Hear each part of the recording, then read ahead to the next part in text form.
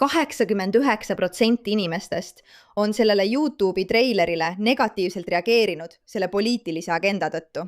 Ja täna räägime me filmist Odüsseia, mis oleks pidanud olema aasta suurim hitt. See on Christopher Nolan, kes on ilmselgelt üks kõigi aegade parimaid režissööre, kes toob ekraanile kuningas Odüsseuse loo, kes üritab 10 aastat jumalanna Ateena abiga oma pere juurde koju jõuda. See on Homerose kõige pöörasem lugu. See on tohutult hämmastav eepos ja selle treileri visuaalid on fenomenaalsed. Ja ometi sai see kuidagi peaaegu 90% mittemeeldimise määra oma poliitilise agenda tõttu. Teate, inimesed on tüdinenud sellest, et ajalugu kirjutatakse ümber woke agendade nimel.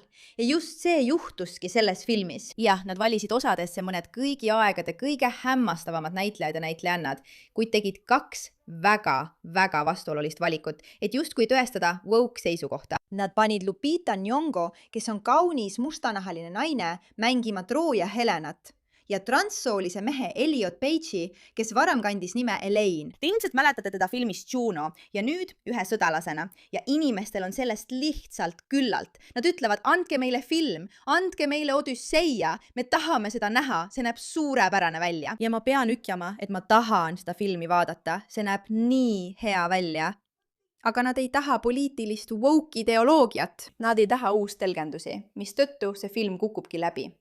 Iga kriitik ütleb, et see film on hämmastav, see on suurepärane ja te ei pea mind uskuma, eks. Isegi Variety ütleb, et Odüsseia esimesed reaktsioonid on kiitused Christopher Nolani hämmastavale, eepilisele, veatule filmi tegemisele, hingematev, julge ja täiuslik, eks.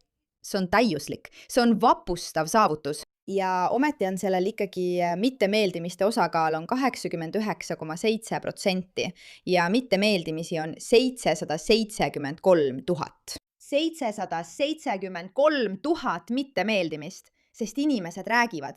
Nad tahavad filmi, mis tegelikult räägib meile ajaloost ja tuletab meelde, kes me oleme, ilma poliitiliste eesmärkideta. See on viga, mida Hollywood ikka ja jälle teeb, arvates, et nad saavad neid narratiive meile peale suruda ja pääsevad sellest puhtalt.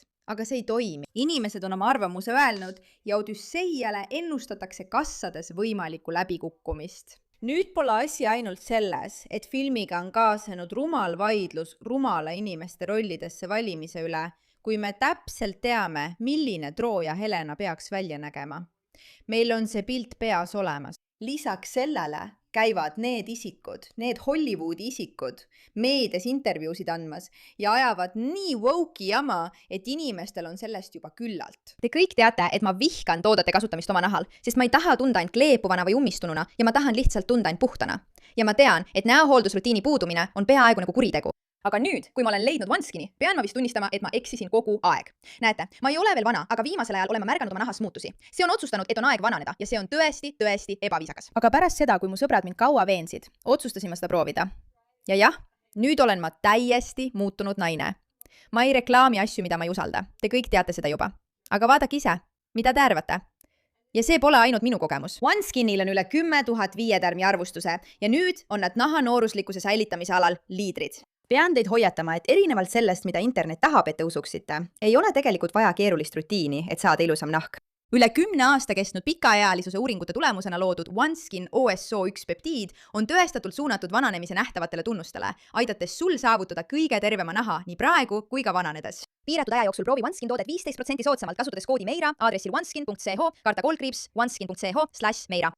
See on 15% soodustust oneskin.co koodiga MEIRA. Pärast ostu küsitakse sinult, kus sa neist kuulsid.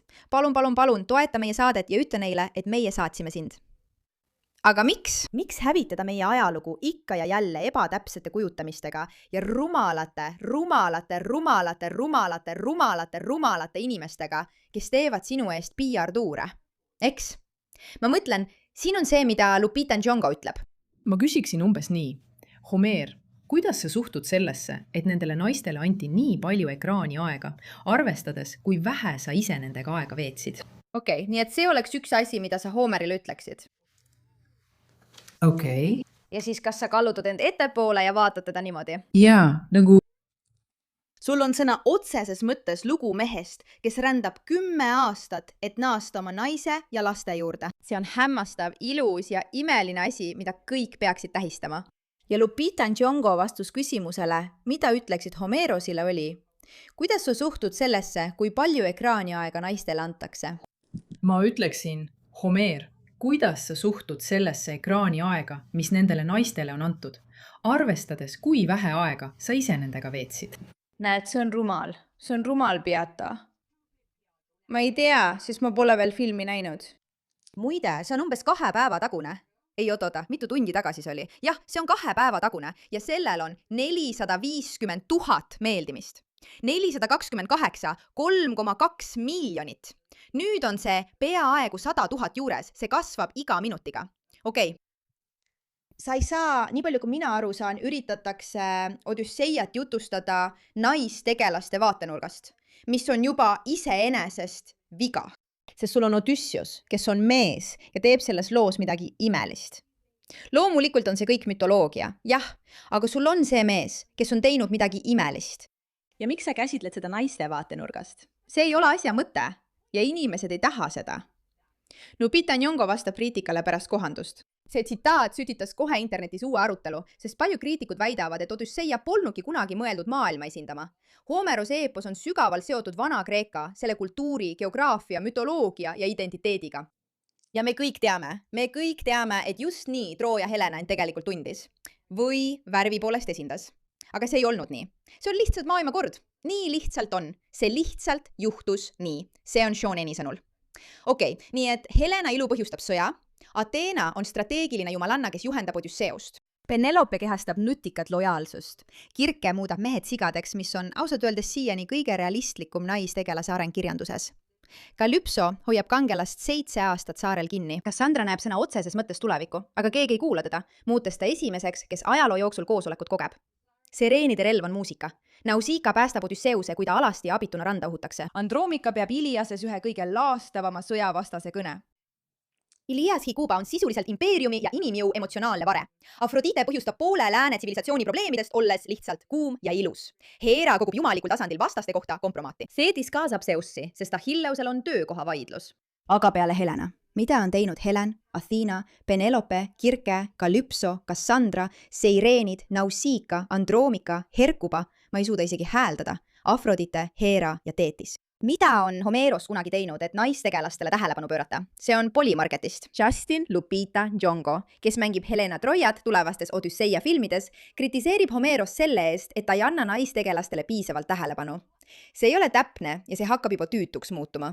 Muide, Christopher Nolan on nüüd tüsistanud kõik Odüsseia seansid, millel on filmi mõjutused. Ta lubab ainult kogunenud kriitikutel seda ette näha. Ta lehvitab valget lippu, nad teavad, et neil on käes rahaline katastroof. See on Christopher Nolan. Natuke närvis, ma mõtlen, et filmi väljalaskmine ei lähe kunagi lihtsamaks. Teate, me teeme filme kinopubliku jaoks ja just publik ütleb meile, mis see on. Publik on teile öelnud, mida nad tahavad.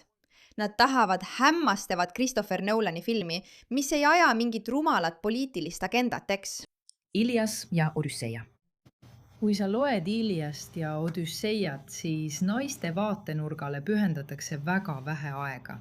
Õige, eks. See on jutustatud väga mehelikust vaatenurgast, aga see film võtab aega, et tõesti vaadelda asju naise vaatenurgast. Ja nii näeme me Helenas ja Clytemnestras, kuidas see sõda on neid mõlemaid mõjutanud. Ja nad reageerivad sellele väga erinevalt, sest nende kogemus sellest on väga erinev. Asi on selles. Kui sa vaatad filmi loost, mida oled 1 miljon korda kuulnud, siis sind huvitavad alati ka teised tegelased, eks? Ja nende vaatenurk sellele. Mõned parimad filmid on need, kus nad võtavad tavalise loo, ma ei tea, näiteks Mary Poppins, ja nad annavad sulle loo teiste inimeste vaatenurgast. On nii huvitav kuulda tegelastel, keda sa armastad, ja näha teistsugust vaatenurka. See on suurepärane. Probleem ei seisne siin selles, et jabatakse teisi vaatenurki loole, mida sa oled lugenud ja kuulnud kogu keskkooli vältel. Asi on selles, et nad teevad kogu loo ainult naistest. Naised. Kui see on meeste lugu, siis loomulikult tahan ma teada rohkem armuelust ja jumalast. Ma tahan kuulda rohkem teisi vaatenurki, aga sellepärast, et mind huvitavad teised vaatenurgad, mitte sellepärast, et ma arvan, et see peab olema naiste vaatenurk. Kuna Homeros ei teinud piisavalt, et jagada, mida naised kogesid. See on rumal ja see on tüütu. Ja ma arvan, et enamik inimesi nõustub meiega, nii et ma olen täiesti aus. Minu poliitilised eesmärgid ei ole tähtsamad kui minu soov vaadata head filmi, sest ma kavatsen seda vaadata. Ma arvan, et see näeb vinge välja ja ma arvan, et see saab olema suurepärane film. Aga ma tõesti arvan, et Hollywood peab lihtsalt oma suhtumist muutma ja mõistma, et nende poliitiliste eesmärkide pidev peale surumine toob lõpuks vastureaktsiooni. Sellele on tekkinud vastureaktsioon. Sellepärast ongi peaaegu 1 miljon inimest, kes on selle filmi treileri YouTube'is maha hääletanud. Lõpetage nende rumalate poliitiliste eesmärkidega ja andke meile häid, ajalooliselt täpseid lugusid. Seda me tahamegi. Rohkem me ei küsi. See ei ole keeruline. See pole isegi poliitiline. See on lihtsalt meie soov tähistada oma minevikku ja tegelikult teada saada, mis juhtus, selle asemel, et meile surutakse peale seda rumalat õpetust, millega meist keegi tegelikult ei nõustu. Aitäh, et sellele tähelepanu pöörasite.